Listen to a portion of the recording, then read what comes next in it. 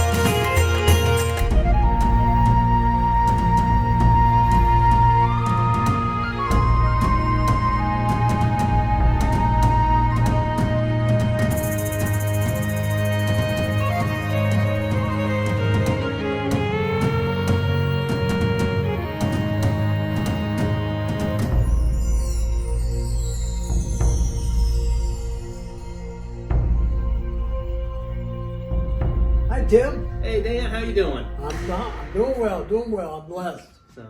Well, first of all, why don't you just tell everyone a little about yourself so they know?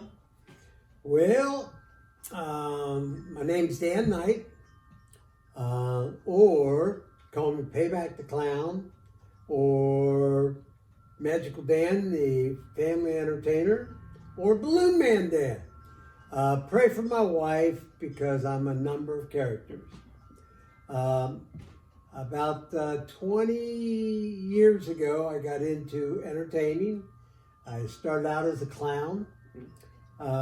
Clowning was very popular back then. Not so much now. Then after about 7 or 8 years, we got more into, my wife was into this too, and we did ministry, clowning. We did churches, youth groups, things like that. And then as we grew away from clowning, we got more into magic or illusions and balloon animals. There's a group called the Fellowship of Christian Magicians, and we would perform at different churches and youth groups, things like that. And now I'm semi-retired. Coronavirus helped us with that. I've pretty much become unemployed, but at the same time do birthday parties and ministry events, things like that. So, Very cool. Well, so one of the things we're talking about following God. When Jesus said, pick up your cross and follow me, and follow me, I'll make you fishers of men. Can you tell me when you decided to take that call to follow Jesus? well, my report is a little different than most. I would think most, but I actually became a follower of the Lord. I call it Part A and Part B. Part A was as a child. I received the Lord as my Savior about age 10 in Sunday school. I was going to a church, and it was kind of like expected. You followed the rest of the boys and girls. They accepted Jesus, and it was preached to us. It was kind of drummed into our minds that that's what we wanted to do. not so much an explanation why you want to do it, but that's how it kind of went. And that everybody else did, so I did too. And I rode that, went through school, went through the service, drifted away from the Lord. I really realized I didn't have a foundation. And so I just kind of broke away from the Lord and started doing my own thing. Part B was as I got out of the service and matured, that took a while, and realized that I needed God in my life. You know, God had given me the gifts that I've got, realizing that was a big thing. These weren't my gifts, they were the Lord's gifts. And so I met my wife, who was a Christian. We kind of, our story is we met each other in the dark. The darkness of life, we ran into each other, we grew together, we grew back into the Lord, and we rededicated our lives to the Lord. And after the rededication, and we got rebaptized. And that was part B. So I like to feel that I'm continuing on in part B and just going with that. Now, what was it that you took the call to follow Jesus then? But what was it that got you into doing the clown and doing the magic and balloons? That's a good question, because there's Connie, my wife. Hello. She also at one time was a clown, but that was years ago. I was in the secular world working for a pizza chain in Cincinnati called La Rosa's, and I'd been with them for 20 years maybe or whatever. I had advanced, I became involved in management, and it was going really well. And then things just kind of changed because the work got harder, the employees got softer, they didn't want to work. It was a hard thing to deal with every day. And then I needed an escape. And my wife joined a Christian clown troupe, because we started as clowns. Mm-hmm. And wanted me to join with her. I said, no, I was in management. And I'm not going to put makeup on and things like that. So she went ahead on, and about 6 months later, the scene changes where I'm climbing to Connie and saying, teach me. I saw the joy, not only that she was giving, but she was receiving too. And so then I got taught the basics of being a clown, and it was taught by a Christian clown out of Indianapolis. And we would do skits and verses and programs in churches. So that's where the start was. Okay. Now I got to ask, you said you were at the Rosas. Is it true that they modeled Buddy the Rosa's picture off you? Off me? No, but that man is something else. He's like 99 years old nowadays. Yeah. The outreach there in Berea. Yeah. And I believe you were the one that got us involved with that. But it was a really cool outreach. We went down there. We helped entertain kids as their parents got medical and food and all that. What got you involved with all that? Well, as I was getting back to part B of my life and getting back into church, the church that we joined had a clown ministry, and it was a clown outreach. It was we would go into downtown Cincinnati every month and do an outreach. And when you do an outreach, you want to do something, whether it's making sandwiches and handing them out, talking Bible verses, or entertaining the children, and that was my call. So that's where you call upon your skills and you learn, and Lord, what do you want me to do? And it just was a natural for me to learn balloon animals. And so everybody loves a balloon animal. Mm-hmm. It's like they say a smile is still a smile in any language, you know. So that's why I started doing that.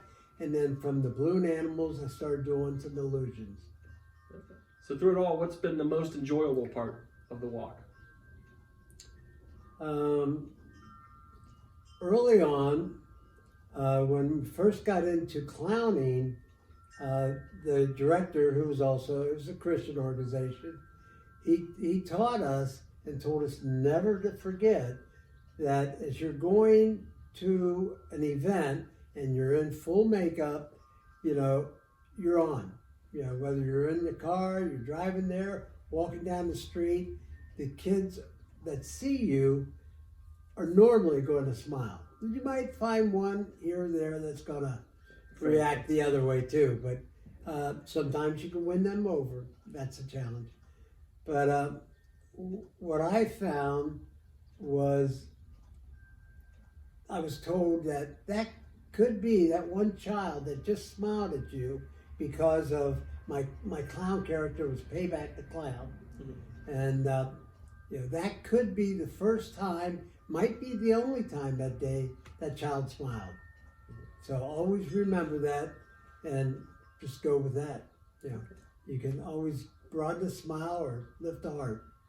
Well, I know since I've known you, you've always made me smile. I've enjoyed it. Well, what have been some of the tough times? What have been some of the tough things that you've had to overcome? Just living your life, doing these things. I mean, getting shows or that. Well, about in 1999, 09, 19, just over about 20-something years, I quit my real job and decided to do this full time. Now, I was wrestling with being a Christian entertainer and a secular entertainer. Christian entertainers and the value of your work is working for the Lord, you might say. And the secular work is you're working for your wallet, you know. So that was a wrestle back and forth. You know, do I do more ministry work or do I do secular work where the pay is more? So when I quit my real job and made entertaining my real job. So we had to finish paying off the house. We still have one child at home. And so financially, it was a bit of a challenge to get started into full-time entertaining. And so I thought, well, my wife was always wanting to get more involved in the ministry. And said, well, you know, we've done a few Bible schools. And so we, the one area that we tried, my wife decided to sit down and get the yellow pages in the phone book, and she sent out a short letter that our clown names were Rosie and Payback, and we could come and do a multiple day Bible class or Sunday school or vacation Bible school, and you know, we wouldn't charge. We'd just take an honorarium, and she sent that to every Sunday school, every church that was throughout the greater Cincinnati area, in our area here, and in southeast Indiana. And we just waited. We prayed over it and sent the 27 letters out. And we waited, and we waited, and we got the cart in front of the house. We're excited. You know, they're going to call us and this. And you know how many callbacks we got? How many is that? Not one. Oh, man. And you probably could have guessed that, but the timing wasn't right. Our heart might not have been right. So we had to question a lot of things. So then we realized after a while that, you know, my wife decided that wasn't her calling. That's not where God wanted her, in clown makeup. And so I just kind of more went, whatever came in, whatever God sent me, whatever venue. Okay. Now, What would you have to say to the kids that are watching this, kind of to encourage them in their walk? Don't give up. You know, you've got to walk a walk that you love. God has gifted everybody a gift, maybe multiple gifts, and it's up to you to do something with that gift. If you don't use the gift that God has given you, or if you don't seek out the gift that God wants you to have, it's a sin. And when I realized that, I don't know where I learned that bit of information. That was profound, because God took the time to gift me, to birth me, to let me grow up. And what am I going to do? Just turn my back on him? So the things that you need to focus your life on something that you love. You know, just don't put your time in, you know, and go through the motions. Be willing to accept change. And that's where I realized that life is a gift. One of my, I guess my most favorite verse in the entire Bible is 1 Peter 4:10. Got it? 1 Peter 4:10. You know, each one of us, everybody included, each one of us should use whatever gift he or she has received, you know, to serve others, faithfully administering God's grace in its various forms. So there's a lot in there that'll preach. You know, whatever gift, you know, if you don't feel comfortable with the first gift, pray about it, you know, and God will direct you.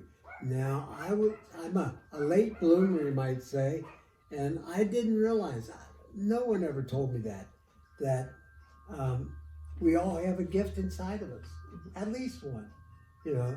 And so, if you don't know what it is, pray. God will help you. God will direct you. God will lead you.